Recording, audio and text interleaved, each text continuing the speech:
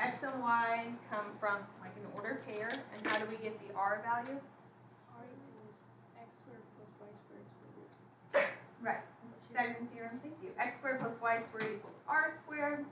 So if you do the square root of that, you get your R. And R is always a positive number. So let's run through. What's the definition of sine?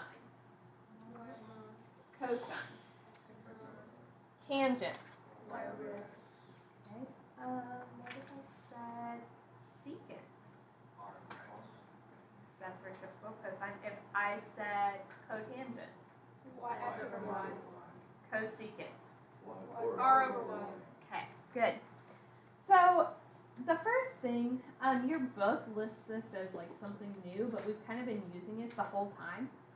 We know that sine and cosecant are reciprocals, right? Once we have sine, we know we just flip it to get cosecant.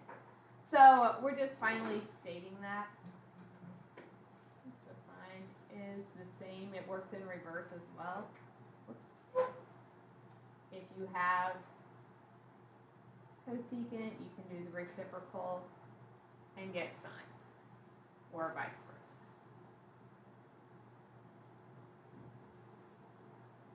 Same thing. Cosine is 1 over secant, and secant is 1 over cosine. So if you know one, you automatically get the other. I always forget the names of them. That will come as we talk about them every day. Tangent is 1 over cotangent, and cotangent is 1 over tangent. So that's just the reciprocal identities. It's not really anything new. What you need to know is which ones are reciprocals of one another. And we already saw that in the x, y, and r definitions.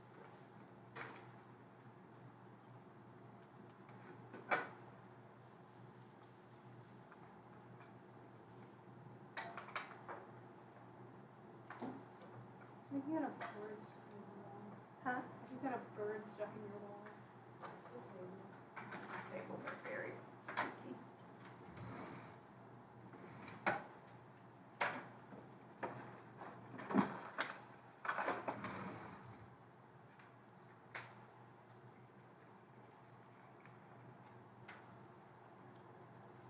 One thing I want to warn you, look at a calculator real quick. I thought you just got out like a box of matches, but in your calculator? So you will see your calculator has sine, cosine, and tangent buttons. And above those it says sine -1, cosine -1, tangent -1. Those do not mean reciprocals. They have an entirely different meaning. So if you have a decimal or something for sine and you're wanting to get cosecant, you have to do 1 divided by. So until I teach you what they mean, we're not touching those sines of -1, cosine -1 buttons. Okay, it's not what you think. So let's look at an example. Alright, tell me, if cotangent of theta is equal to 4, what is tangent? 1/4. They're reciprocals.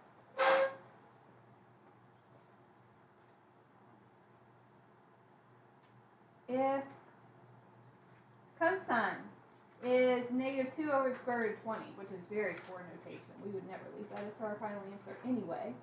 But what would secant be? Square root of 5. Negative square root of 5. So we flip it, but then we would have to break down the radical. So we could think 20 is like 4 times 5.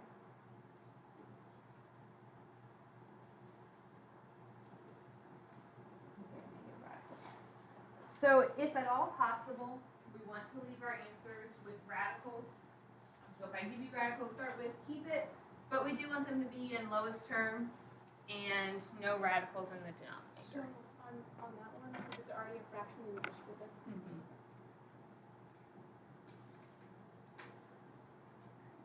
Any questions on those?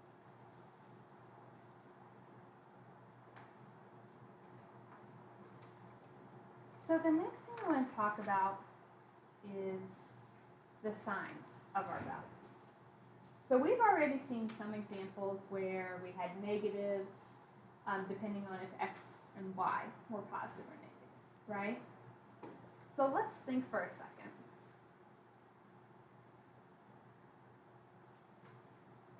So we know that r is a positive number no matter what. In the first quadrant, if you took any point in the first quadrant, both the x and y are positive numbers. So if you are dealing with any ordered pair in the first quadrant, what's going to be true about all 6 trig functions? They're all going to be positive. Okay, if you divide 2 positive numbers, you get a positive number. If you're looking at ordered pairs in the second quadrant, is x positive or negative? And y is? Okay, so if I said sine, definition of sine is y over r, so positive over positive is positive, right? Cosine. Cosine is x over r, so it would be a negative. Tangent. Negative. So that means the reciprocals are also negative. So the only 2 positives in this one are sine is positive and cosecant, its reciprocal, is positive. Okay, the other 4 are all negatives there. If I look in the third quadrant, x is negative and y is negative. So is sine positive or negative? Negative. Cosine. Tangent. Okay, so tangent would be positive, which means which other one is positive? Right, in the fourth quadrant, x is positive, y is negative. So sine, y over r would be negative. Cosine, tangent. Okay, so in this one, cosine is reciprocal and positive. Alright, so in the first quadrant, they're all positive. Second quadrant, sine and its reciprocal. Third quadrant, tangent and its reciprocal. Fourth, cosine and its reciprocal. So your trick to remember this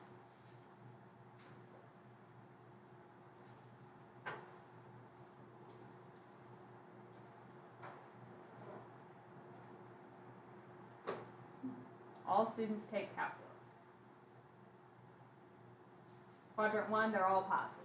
In quadrant 2, sine is positive. Quadrant 3, tangent is positive. Quadrant 4, cosine is positive. And if you know when it's positive, the reciprocal does the same thing, and then everything else would be negative. So that is a second piece that we will use a lot.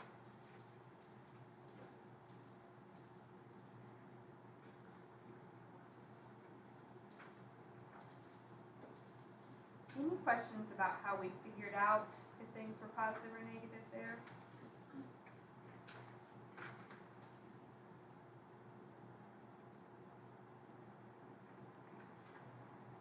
So the next problem, I just want to know the signs of our trig functions. And I think I'm just going to make a table for this, so I'm not writing the 6 trig functions over and over again.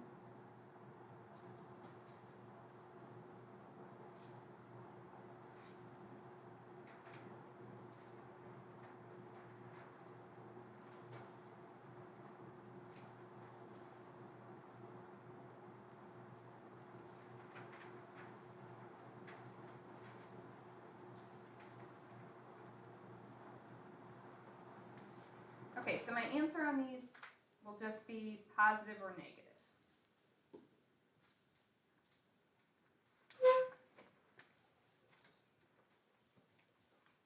(54) is in what quadrant? 1.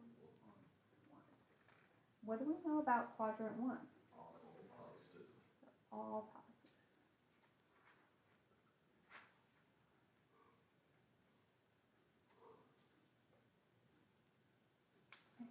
260.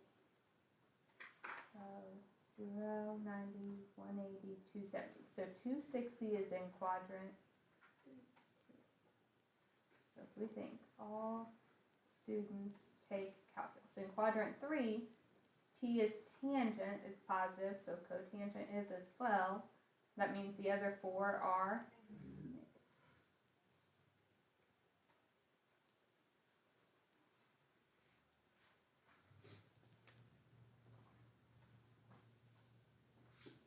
Negative 60. How'd you get that? Plus 360. If we have negatives, we know we get the coterminal by adding 360. So that's the same as 300 degrees. What quadrant is 300 in? So C is for cosine is positive. That means secant is also positive, and the other 4 are negative.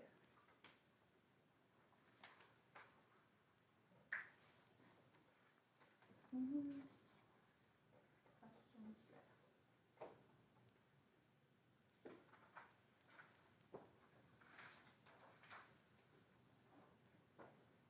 Could you guys do that on your own if I needed you to? All right. I want you guys to see if you can figure out these.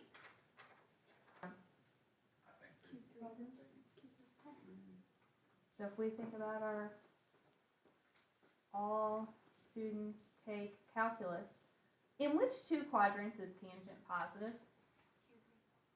It's actually positive twice. Q1 and Q3. In both 1 and 3. Okay.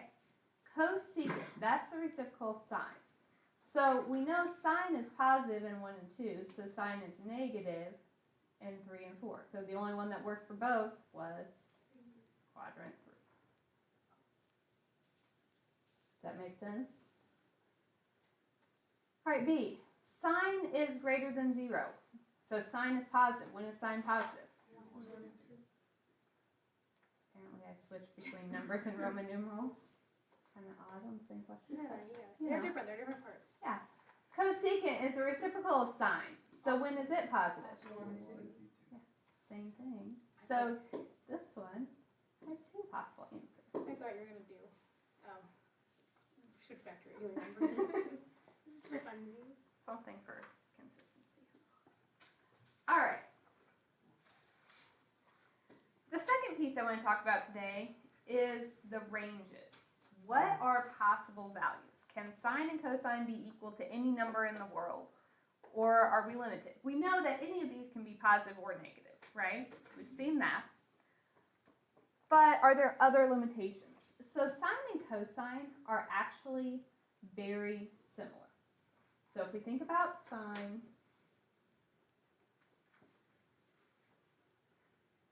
what's the definition of sine Whatever. and cosine? Absolutely right. Okay.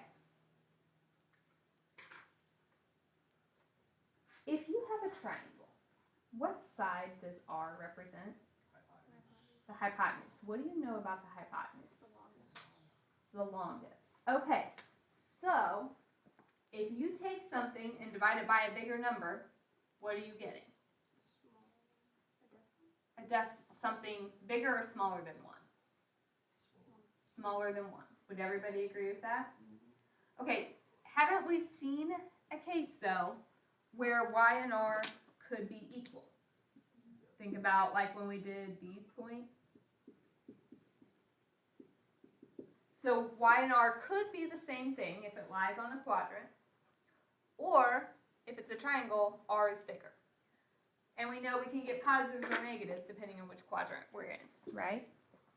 So the range of this, sine and cosine can be any number between -1 and +1. It will never be bigger than 1 because at best, y and r are the same value. Otherwise, r has to be bigger. Does everyone kind of understand our justification there? So let's think about their reciprocals. Cosecant and secant. So cosecant is r over y. Secant is r over x. If r is bigger than x and y, what kind of numbers are we getting? Bigger than 1. But if they are the same, what do we get? 1. So it's kind of like the opposite. We get everything smaller than -1 union everything bigger than 1. Okay, so it can be either smaller than -1 or bigger than 1. Alright, make sure you're jotting this down because we are going to use it. You will have to look back at that. I always forget the brackets. Yes, brackets mean equal to. Okay, tangent and cotangent. Tangent is y over x. Cotangent is x over y. Is there any rule about which of those has to be bigger? No. So tangent and cotangent, you can actually get anything from. So sine and cosine can only be between -1 and 1. Their reciprocals are the opposites. Smaller than -1, bigger than 1. Tangent and cotangent can be anything. Alright, so I'm going to put a slide up here, and I want you guys to answer each of these before we talk about it. Oh, the board says text Tuesday. Alright, tell me if these are positive. Cotangent equal -0.999. That can be anything. Can cosine be -1.7? No. Can cosecant equal 0?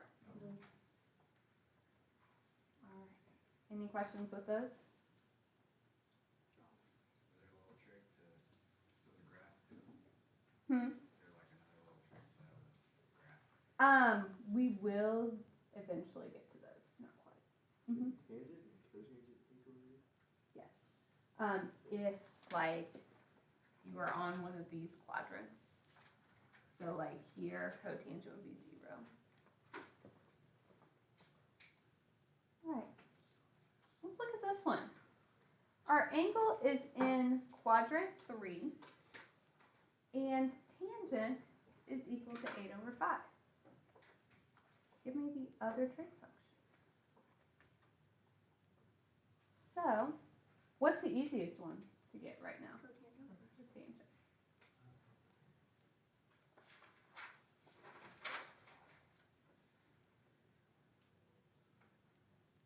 Wait, this is X and Y, so we can find out. I know tangent, so cotangent has to be 5 over 8. So how do we know x and y? Because tangent, cotangent are y and x. Okay, so tangent is y over x. So my y is 8. My x is 5. Do you guys agree with that? Nobody sees any problem with it? I don't know if you say it. Wait a second, I have a Oh, wait, question. there's How is it in negatives. quadrant 3? They're both Okay. negatives. Shoot. Yeah. If they're in quadrant 3, what would be true about both of those numbers? How come I didn't have the negatives They right cancel here? out. When you divided two negatives, it became positive. You did that on purpose. I did do that on purpose. Yes. Okay, so now I know what my x and y are. So we have to get r. So we know x squared plus y squared equals r squared.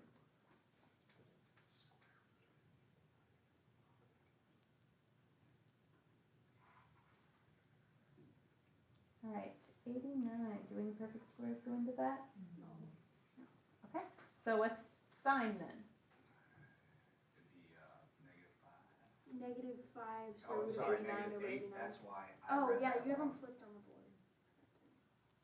So y over r, or -8 radical 89 over 89. Cosecant r over y. Negative radical 89 over 8. Cosine. -5 over radical 89, Mhm. which is just -5. And then secant would be negative radical 89 over 5. So I have to know the quadrant so I know if things are positive or negative. But then, with just knowing one trig function, I can get the other 6, or the other 5.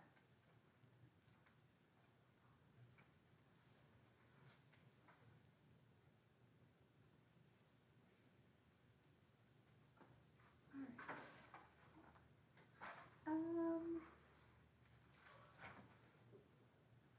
Trying to decide if I want to keep teaching or if I want to stop here for today. I thought You we guys- should start our homework. start your homework and we'll finish the section tomorrow? Yes. Okay. So I'm going to go ahead and put the assignment up here.